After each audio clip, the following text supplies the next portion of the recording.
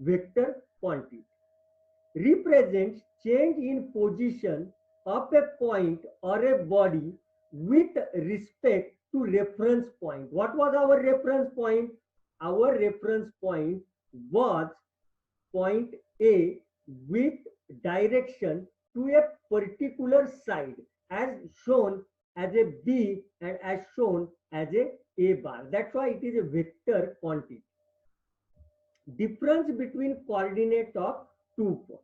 Now, distance is a scalar quantity, refers to how much ground an object has been covered. It means that you are supposed to reach to the final point, but it is not mandatory that what particular way you have to move. Actually, you can move randomly to reach your initial point, that is the distance during its motion. During its motion. Then displacement, as I have already told you, it is the vector quantity, refers to a far out of a place an object is. It is the object's overall change in position, but it should be in a particular direction. It means it is acquiring a shortest distance to reach the final point. Okay. Now, what is the need of displacement measurement and what are the applications? Actually, it is used for the measurement of variety of quantities like force measurement, trace measurement, pressure measurement, velocity, acceleration. So here you people can apply that particular concept. Applying a force, if I have applied a force to a desk, what is going to happen to a desk? Desk will try to move. If I have applied the force from the backward side, at that time, the desk will try to move in the forward direction. And what is that? That movement of the desk in the forward direction is nothing but it is a displacement from one point to another point depending upon the force that has been applied. Similar is the case with your trace, pressure, velocity, acceleration. Individually, we people are going to see this particular concept. Now we will take an example in day-to-day life which you people are trying or you people have came across. All of you are well aware with a balloon, and when we people are trying to pass a year in a balloon, at that time what is happening, that particular balloon will try to elongate or it will try to increase its volume. It means due to the pressure or air which you have blown into a balloon, at that time its displacement has been changed. Its displacement has been changed. Means here your pressure, applying a pressure into balloon, how much displacement of that balloon has been taken place. Velocity. Now you are driving a vehicle and you are trying to increase or decrease the speed of a vehicle. In that particular aspect, you are trying to cover a displacement or a distance.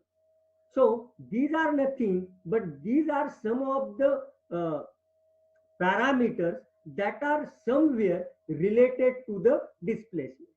Now, when you are changing the velocity, at that time you are trying to cover that distance in a particular time duration, or you are covering the displacement in particular time duration.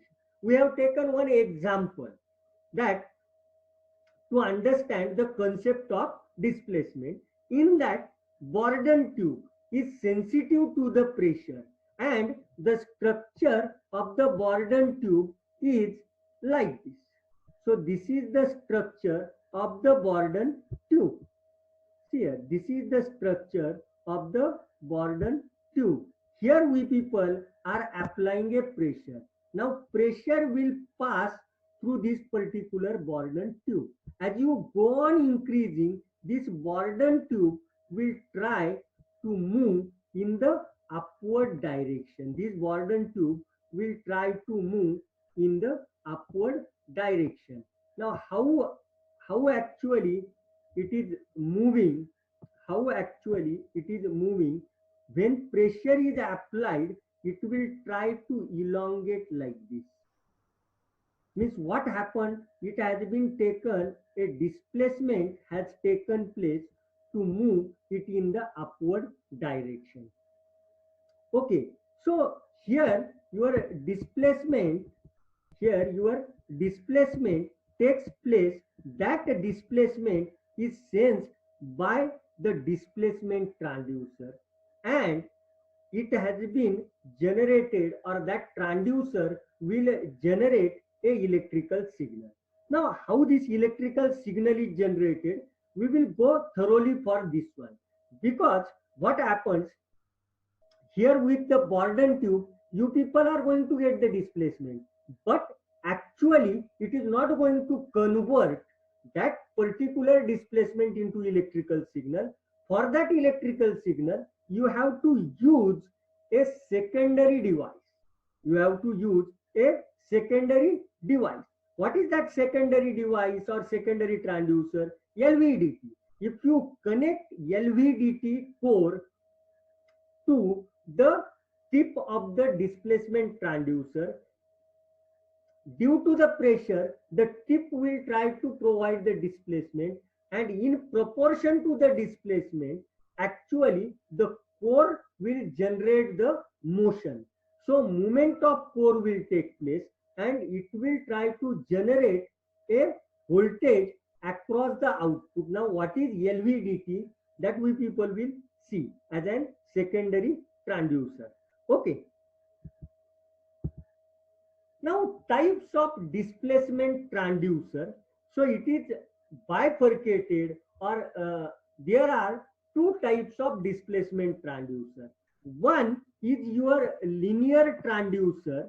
One is your linear transducer, and another one is the angular transducer, angular displacement. Not linear transducer, but it is linear displacement, means it is varying linearly, whereas in angular it is moving in 360, and I will provide you example also of both the cases of linear displacement. You people have came across in physics in 12th or in your first year, you have performed an experiment on potentiometer, but that potentiometer was a linear potentiometer, and as you go on varying the stylus or motion of that bud, you are going to get the output in terms of voltage as resistance changes. And for angular one, the best example in our day-to-day life is the pot which we people are using for the variation of the speed of our fan at house or anywhere in office or a college.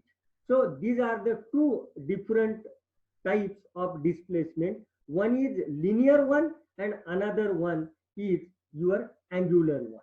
And linear motion measures in a few microns to few centimeters, whereas angular is also measured for few seconds up to 360 degrees, means entire.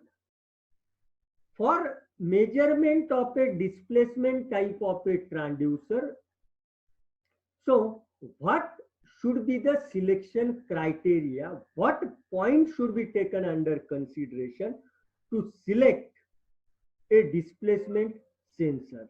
So some of the points which I have highlighted are: for what type of displacement you are interested to measure. So this is the first part. Second one is what should be the resolution. Now here, which displacement you are measuring, or what type of displacement measuring, and how much accuracy or resolution you people are supposed to have. Now, when you are measuring a biomedical parameter, suppose human body parameter, with that respect, if you are measuring a human body parameter, accuracy and resolution required should be a higher accuracy and a higher resolution. Because if there is a fluctuation in that particular parameter, it may hamper or improper diagnosis may be carried out. So here we are supposed to take that particular care while selecting a transducer, what should be or what type of displacement you are measuring, and depending upon the type of displacement, what should be the accuracy of that particular transducer or resolution of that particular transducer. Now, what is the required detection range is also and one of the significant parameter while designing and selecting displacement transducer. Because what happens if your displacement transducer which you people are interested to measure a range of the micron and you have designed a displacement transducer of a meter, at that time the resultant output which is going to be generated will create some error while measurement. So the required detection range is also an important factor in this particular aspect. What type of power dissipation, because the we have seen some of the factors related to the power, also power consumption and power dissipation. So the output going to be generated, that output should not be influenced by the input power or environmental condition. That care should be taken. And another mean is the cost of the conditioning circuit, because the output generated, it is that output may be smaller as an output, and we are supposed to amplify that output, and to amplify that output it is essential to design a signal conditioning circuit. So the it should be cost effective, and cost should not be means cost should be optimized. It should not be more than that of the product or cost which we people are going to sell that equipment. If you are going to sell the equipment for 500 rupees and the cost for designing that one is 700, it is not going to work, or this is not the worth aspect while designing. So you have to take care of all above points while designing or selecting a displacement transducer. Okay.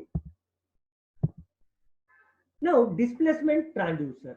Input is displacement. Your displacement transducer will sense that particular parameter, and with reference to that one, it will convert it into electrical signal based upon the input displacement. Now, this conversion of physical quantity into electrical quantity is divided into two parts. It is graphically also shown, and in texture also I have explained. One is the sensing element or primary transducer, we people can specify, and another one that will sense that particular parameter, and that has been given to the transconductance element. It will try to convert, that is our secondary transducer or secondary element. That parameter is provided as an output, means it will try to convert the transconductance input of the displacement into appropriate electrical signal.